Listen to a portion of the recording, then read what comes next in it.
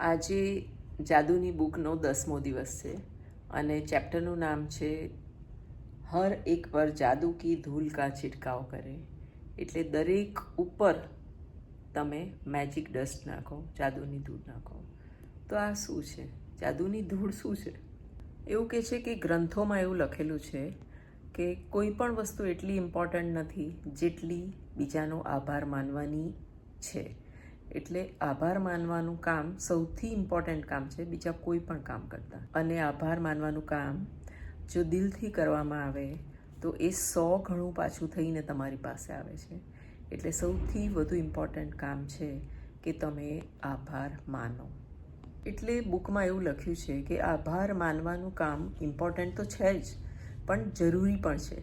જરૂરી એટલા માટે છે કે આભાર માનવા ઉપર જ તમારું પણ ફ્યુચર ડિપેન્ડ કરેલું છે.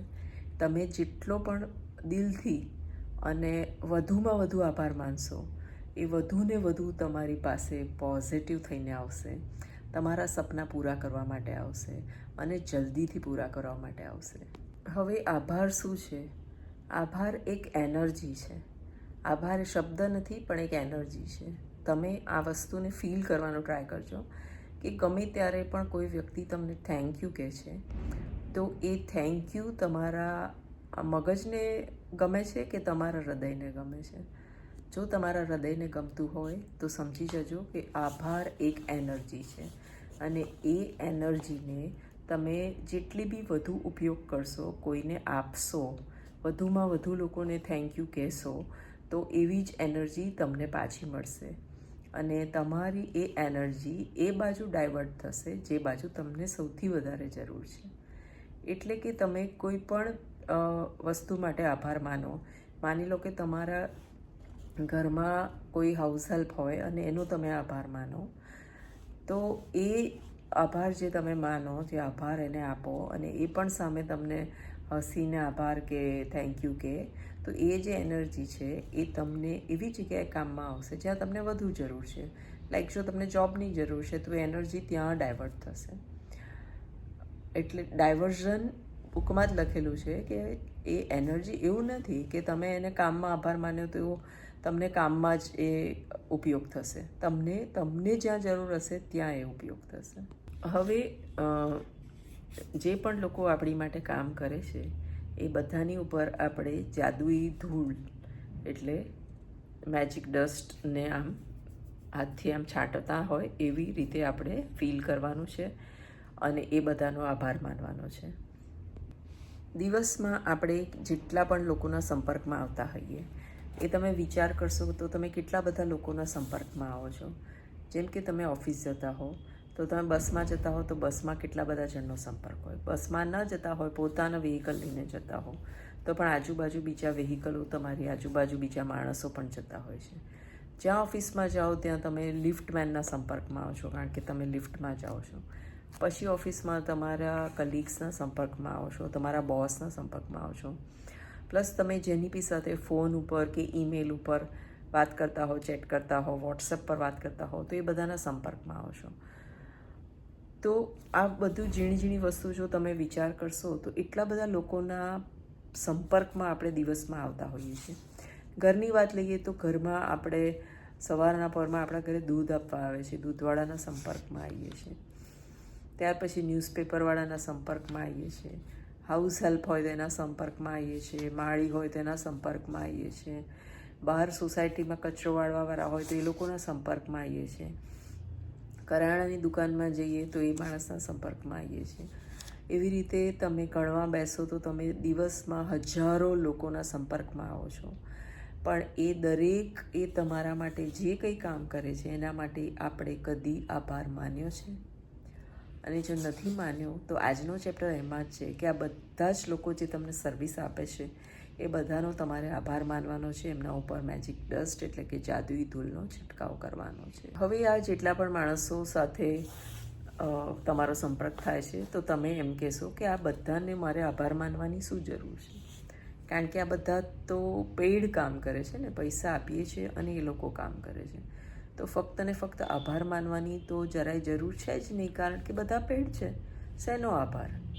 પણ તમે જ્યારે પણ આભાર માનશો દિલથી તો એ આભારની લાગણી તમને પાછી મળશે. તમને એવું નથી કે તમે એને આભાર કીધું એટલે એણે આભાર લઈ લીધો. સામે જોજો તમને એ સ્મિત આપશે, થેન્ક યુ કહેશે, કશું પણ કહેશે. તો એ તમને એ બધી જ વસ્તુ તમને પોઝિટિવ ફિલિંગ મળી રહી છે અને એ વસ્તુ તમારા ભવિષ્યમાં કામમાં આવશે. અને કૃતજ્ઞતા કર્યા વગર તમે નીકળી ગયા હશો તો સમજી લેજો કે એ નેગેટિવ ફિલિંગ તરીકે તમારા જીવનમાં આવશે. એ બધા લોકો વિશે વિચારો જે પબ્લિક પ્લેસીસ ઉપર કામ કરે છે. પબ્લિક ટોયલેટ્સમાં ક્યારે પણ તમારે જવાનું થયું હોય તો તમે જોજો કે કેવા એટમોસ્ફિયરમાં એ લોકો કોન્સ્ટન્ટ બેસી રહેતા હોય છે. એરપોર્ટ્સ પર તમે જોશો, પબ્લિક ટોયલેટ્સ જ્યાં પણ હોય છે ત્યાં જે પણ એટમોસ્ફિયર હોય છે ત્યાં પેડ હોય કે અનપેડ હોય પણ જ્યાં એ લોકો સફાઈનું કામ કરતા હોય છે એ બધા માટે આપણે કેટલું આભારી રહેવું જોઈએ. તમે કોઈ દિવસ બી પબ્લિક ટોયલેટમાં નહીં ગયા હોય એવું તો નહીં જ બન્યું હોય. એરપોર્ટ પર પણ આપણે કેટલીય વાર જતા હોઈએ છીએ. તો એ બધી જ વસ્તુને જો તમે દિલથી વિચારશો તો એ લોકો આભારને લાયક નથી. તમારો શું જવાબ છે કમેન્ટમાં મને કહો. હું તો દિલથી જ માનું છું કે બધા આભારને લાયક છે. પેઇડ સર્વન્ટ્સ હોવા છતાં એ લોકો આપણું થેન્ક્સ તો ડિઝર્વ કરે છે કે નહીં? કરે જ છે. જો તમને વ્યક્તિગત રીતે થેન્ક્સ કહેવાનું ના ગમતું હોય તો તમે ઈશારાથી મેજિક ડસ્ટ એમને આપી શકો છો. તમારા હાથ આમ કરશો અને દિલથી આભાર માનજો. બોલવાની પણ જરૂર નહીં પડે અને એ વાઇબ્રેશન્સ ત્યાં સુધી પહોંચી જશે. આપણા ઘરમાં આવતી મેડ તમે જુઓ તો આપણે જેવું ને તેવું કચરો બી પાડી રાખ્યો હોય, શાકભાજીના છોડા પણ નીચે નાખ્યા હોય, તો એ બધું જ એ મેડને આપણે કહીએ છીએ કે તું લઈ લેજે ને જરા, લઈ લેજે ને જરા, એમ કરતાં કરતાં આપણે એની પાસે બધા કામ કરાવતા હોઈએ છીએ. હું એવું નથી કહેતી કે આપણે પૈસા નથી આપતા, આપણે પૈસા પણ આપીએ છીએ. પણ ઘણીવાર તમે જોજો કે એ જે બધા કામ આપણે કરાવીએ છીએ એના પૈસા આપણે એની જોડે પહેલાં નક્કી નથી કરેલા તો પણ એની સાથે એક્સ્ટ્રા કામ કરાવીએ છીએ અને એને આપણે થેન્ક્સ પણ કહેતા નથી. આપણે એવું માની લઈએ છીએ કે આ એનું કામ છે અને બે શબ્દ ઉપર બોલે તો આપણે એનો ગુસ્સો પણ કરીએ છીએ કે તું શેની મારી સામે બોલે. તો આ ચેપ્ટર આપણને આભારી થવાનું શીખવાડે છે, ગુસ્સો કરવાનું નહીં. અને તમે જેટલા આભારી થશો એટલા જ તમારા કામ જલ્દી થશે. આ ગોલ્ડન વાક્ય છે, લખી રાખો. જ્યારે પણ આપણે ભેગા થઈને બહાર જમવા જતા હોઈએ છીએ તો તમે વિચાર કરો કે કેટલા બધા લોકો આપણી હેલ્પમાં આવતા હોય છે. સૌથી પહેલાં ટેબલ સાફ કરવાવાળો આવે, એના પછી પાણી મૂકી જાય, એના પછી મેનુ કાર્ડ આપી જાય, એના પછી આપણે ડિસાઈડ કરી અને બોલાવીએ એટલે બધી વસ્તુઓ આપી જાય. ત્યાર પછી કોઈ આઈટમ રહી ગઈ હોય કે ડુંગળી કે કશું આપણે કે ભાઈ પ્યાજ લા દેના તો એ ડુંગળી આપી જાય. મીઠું ઓછું લાગે તો મીઠું આપી જાય, પાણીના ગ્લાસ આપી જાય. વચ્ચે વચ્ચે તમે કંઈ પણ મંગાવો, છાશ મંગાવો, આ મંગાવો તો વચ્ચે વચ્ચે પણ બધું આપી જાય. ફરી પાછો ફરતો ફરતો પછી તમે જોઈએ કે ભાઈ રોટી મંગાવવાની છે તો તમે રોટી મંગાવો તો રોટી પણ પાછો આપી જાય. એક વિચાર તો તમે કરો કે કેટલું બધું આપણે કામ લઈએ છીએ બીજા જોડેથી અને આપણે તો ફક્ત એટલું જ માનીએ છીએ કે હું પૈસા આપી દીધા એટલે મારું કામ પતી ગયું. આજથી જ આ ચેપ્ટર જોયા પછી દરેકને આભાર કહેવાની પ્રેક્ટિસ પાડજો. મોટેથી ના બોલી શકો તો મનમાં બોલજો અને જાદુઈ ધૂળનો છંટકાવ તો જરૂરથી કરજો. આ ચેપ્ટર આપણને એ જ શીખવાડે છે કે તમે જેટલી નમ્રતા વાપરશો, જેટલા ફિલિંગ્સથી તમે બધાની સાથે આભાર બોલશો એટલી જ વસ્તુ તમને વધારે મળશે, એટલા જ વાઇબ્રેશન સારા તમને મળશે અને તમારા કામ થશે. બુકમાં ફ્લાઇટનો એક એક્ઝામ્પલ આપેલો છે કે જ્યારે પણ આપણે ફ્લાઇટમાં જઈએ ત્યારે કેટલા બધા લોકો આપણી સેવામાં હાજર હોય છે. આપણી ટિકિટ ચેક કરે છે, આપણને ના ખબર હોય કે ક્યાંથી જોવાનું તો ટર્મિનલ બતાવે છે, પ્લેનનો નંબર બતાવે છે, ક્યાં લખેલો છે, શું છે, ક્યાં ઊભું રહેવાનું. કેટલા બધા લોકો આપણને હેલ્પ કરતા હોય છે. પ્લસ તમે જ્યારે તમારી પોતાની ફ્લાઇટમાં એન્ટર થાઓ ત્યારે ગ્રીટ કરવા માટે એટલે ગુડ મોર્નિંગ, ગુડ ઇવનિંગ કહેવા માટે ત્યાં એર હોસ્ટેસ હોય છે. સુરક્ષા કર્મચારીઓ કેટલા બધા હોય છે. પછી તમે અંદર બેસો, પછી તમને કોઈ હેલ્પ જોઈતી હોય, પાણી જોઈતું હોય, નાસ્તો જોઈતો હોય, તો એના માટે પણ બધા અવેલેબલ હોય છે. પ્લસ તમને કંઈ ઓઢવાનું જોઈતું હોય તો એના માટે પણ અવેલેબલ હોય છે. ફૂડના પણ એમ ફૂડ, પાણી જોઈતું પાણી, ચા, કોફી બધું જ તમને આપે છે. તો શું આ બધા થેન્ક્સ ડિઝર્વ નથી કરતા? આ બધાને આપણે થેન્ક્સ ના કહેવું જોઈએ? કહેવું જોઈએ ને. અને તમે છેલ્લે ફ્લાઇટમાં એ પણ સાંભળ્યું જ હશે કે आपकी यात्रा सुरक्षित हो और हमारे साथ उड़ान करने के लिए आपका शुक्रिया કે આપકા આભાર. આ વસ્તુ તમે સાંભળી જ હશે, કારણ કે મેં પણ સાંભળી છે. તો એરલાઇન્સવાળા પણ આપણો આભાર માને છે, તો આપણે એમનો આભાર ન માનવો જોઈએ કે ભાઈ તમે પણ અમને એક જગ્યાએથી બીજી જગ્યાએ લઈ ગયા, એના માટે તમારો કેટલો આભાર. રોન્ડા બને અમુક લોકોના આપેલા છે લિસ્ટ કે તમે કોને કોને આભારી થઈ શકો છો, એ હું વાંચીને બતાવું છું. ક્લાર્ક, રિસેપ્શનિસ્ટ, કેન્ટીન સ્ટાફ, સફાઈ કર્મચારી, કસ્ટમર કેર. તો આટલા બધા જે એક્ઝામ્પલ્સ છે એ બધા જ એક્ઝામ્પલ્સ, અને જે મેં તમને રેસ્ટોરન્ટમાં આપણે જમવા જઈએ ને ત્યારનું જે એક્ઝામ્પલ આપ્યું, જેને આપણે આટલા બધા ધક્કા ખવડાવીએ છીએ, આપણા પોતાના જમવાના માટે આપણે કેટલા બધું કોઈ પણ વ્યક્તિને દોડાવીએ છીએ, તો એ આભાર તો ડિઝર્વ કરે છે ને કે તમે એને એટલીસ્ટ થેન્ક યુ તો કહો. ટીપ મૂકો તો મૂકો, ભલે મૂકો, પણ થેન્ક યુ તો આપણે કોઈને પણ કહેવું જોઈએ ને. માં એવું લખ્યું હોય છે કે ઘણીવાર અમુક લોકો એવા હોય છે કે એમનું કામ છે આપણે હેલ્પ કરવાનું, સર્વિસ આપવાનું, તો પણ એ લોકો સારી રીતે આપણી સાથે બિહેવ નથી કરતા. પણ આપણું કામ એને આભાર માનવાનું જ છે, થેન્ક્સ કહેવાનું જ છે, એવું બુકમાં લખેલું છે. બુકમાં એવું લખેલું છે કે કોઈ પણ પરિસ્થિતિમાં તમારે તમારા વાઇબ્રેશન્સ ખરાબ કરવાના નથી, અને તો જ એ બિલ્ટઅપ થશે અને તમને દરેક વસ્તુમાં હેલ્પ કરશે. કોઈ પણ વ્યક્તિ જો કોઈ ખરાબ રીતે બિહેવ કરતો હોય તો આપણને ખબર નથી કે એના મનમાં શું પ્રોબ્લેમ છે. શું એ બીમાર છે? શું એના માતા પિતાની તબિયત ખરાબ છે? શું એના ઘરમાં પૈસાનો પ્રોબ્લેમ છે? શું તકલીફ એને છે અને એ આવું બિહેવ કરે છે, એ આપણને ખબર નથી. એટલે આપણે કોઈ પણ જજમેન્ટ લીધા વગર એને ફક્ત આભાર જ કહેવાનું છે અને આગળ નીકળી જવાનું છે. રોન્ડા બર્ન પોતાની બુકમાં એવું લખે છે કે જ્યારે પણ તમે કોઈને થેન્ક યુ કહો તો પ્લીઝ એવી રીતે થેન્ક યુ ના કહેશો કે જાણે આમ તોછડાઈથી તમે થેન્ક યુ કહી દેતા હો છો. એની જગ્યાએ તમે થેન્ક યુ કહો કે આભાર માનો, અને એ પણ કહો કે શેના માટે કહો છો. ભાઈ આભાર, તે મને પાણી લાવી આપ્યું ને એના માટે. એકલું આભાર ના કહેશો, આભાર સાથે આખું સેન્ટેન્સ બનાવીને કહો, એટલે સામેવાળાને પણ સારું ફીલ થશે અને તમને પણ સારું ફીલ થશે. જ્યારે પણ કોઈને આભાર કહો તો એની ચહેરા સામે જુઓ, એની આંખમાં જુઓ, અને પછી એને આભાર કહો, અને આભારનું કારણ પણ આપો. એટલે આભાર કહેવા માટેનો શબ્દ નથી, આભાર ફીલ કરવા માટે આ બધા જ આપણને એક્ઝામ્પલ્સ આપવામાં આવ્યા છે કે તમે ફક્ત થેન્ક યુ કહીને ના નીકળી જાઓ. થેન્ક યુ, તે મને આજે જમવાનું બનાવી આપ્યું ને એના માટે. અને આ પ્રેક્ટિસ ઘરમાંથી જ ચાલુ થશે ને તો ધીરે ધીરે તમારા ઘરના બધા બાળકોને બધા જ શીખી જશે અને તમારા ઘરનું વાતાવરણ એકદમ બદલાઈ જશે. રોન્ડા બર્ને પોતાનો જ એક્ઝામ્પલ આપ્યો છે કે થોડાક સમય પહેલાં એ જ્યારે એક શોપમાં ગયા ત્યારે એમના મનમાં એક ગિફ્ટ લેવાની હતી.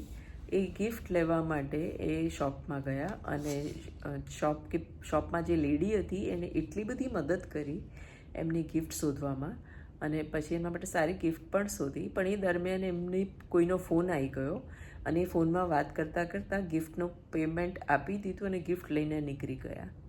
અને બહાર જઈને એમને યાદ આવ્યું કે એ થેન્ક યુ કહેવાનું ભૂલી ગયા છે.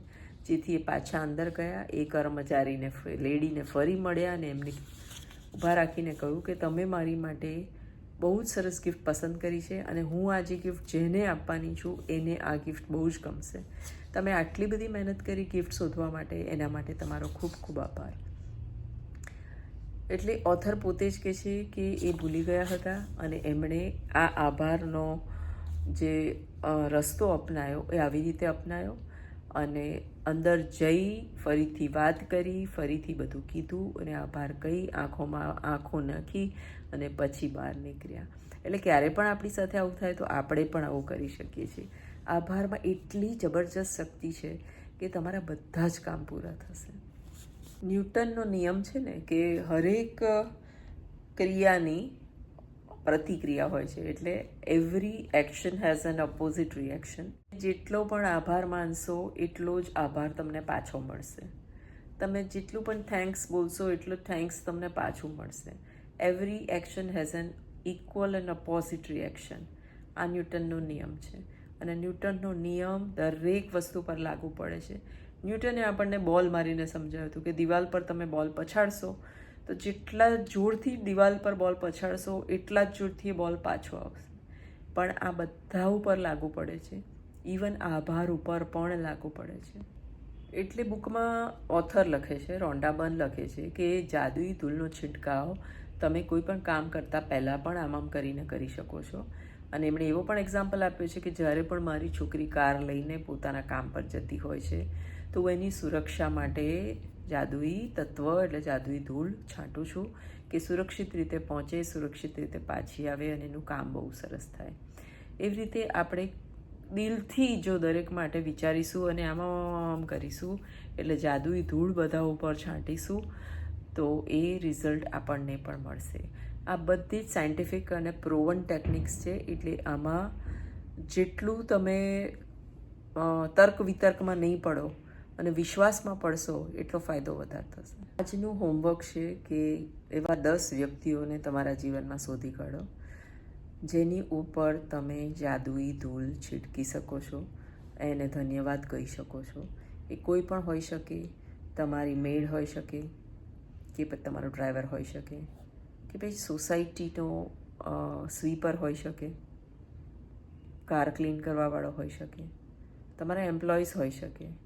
પણ એવા 10 વ્યક્તિઓ ઉપર તમારે જાદુઈ ધૂળનો છંટકાવ કરવાનો છે અને એને થેન્ક્સ કહેવાનું છે. થેન્ક્સ એકલું ના ફેંકશો, એની સર્વિસ માટે થેન્ક્સ કહેજો. થેન્ક યુ ભાઈ, તમે કાર આટલી સરસ ક્લીન કરી એના માટે. એવી રીતે કોઈ પણ વાક્ય. એટલે આજનું જે પ્રેક્ટિસ છે એ તમારે બોલીને કરવાની છે, લખીને કરવાની નથી. એટલે આ ચેપ્ટરનું હોમવર્ક તો મેં તમને આપી દીધું. પ્લસ જે રેગ્યુલર પ્રેક્ટિસ છે કે તમારી રોજની બ્લેસિંગ્સ જે તમારે લખવાની છે 10 એ તો રોજ લખવાની જ છે. એટલે આજે 10મો દિવસ છે. અત્યાર સુધી તમારે રોજ 10 બ્લેસિંગ લખી હોય તો 90 બ્લેસિંગ્સ થઈ ગઈ હશે. અને આજનો જે ચેપ્ટર છે જાદુઈ છિડકાવ એ તમારે મેન્ટલી કરવાનો છે અને 10 બ્લેસિંગ્સ તમારે જે રોજ લખતા હોય એ લખવાના જ છે. તો આજે આપણે 10મો ચેપ્ટર પૂરો કર્યો છે. ચેપ્ટર કેવો લાગ્યો, સારો લાગ્યો કે ખરાબ લાગ્યો એ આન્સર હું માગતી જ નથી. હું એવું કહેવા માગું છું કે આ ચેપ્ટર પણ એક બહુ જ ઇમ્પોર્ટન્ટ ચેપ્ટર છે. કારણ કે તમે દિવસમાં કેટલા બધા લોકોના સંપર્કમાં આવો છો અને તમે બધા પાસેથી પોઝિટિવ વાઇબ્રેશન લઈ શકો છો કે નહીં મને નથી ખબર. હું લઈ શકું છું કે નહીં એ પણ મને નથી ખબર. પણ જો હું પોઝિટિવ વાઇબ્રેશન્સ બધાને આપીશ, બધા ઉપર જાદુઈ ધૂળનો છંટકાવ કરીશ તો સામે મને મળવાનો જ છે. ન્યૂટનના નિયમ મુજબ એ એક્શન હું કરીશ તો રિએક્શન મારા ઉપર આવવાનું જ છે. તો હું સારું જ એક્શન કરીશ અને સારા જ રિએક્શન મેળવીશ અને આગળ વધીશ. તો પ્લીઝ ચેનલને સબસ્ક્રાઈબ કરો, બધાની સાથે શેર કરો વિડીયો અને આ પ્રેક્ટિસમાં પહેલેથી જોડાઈ જાઓ.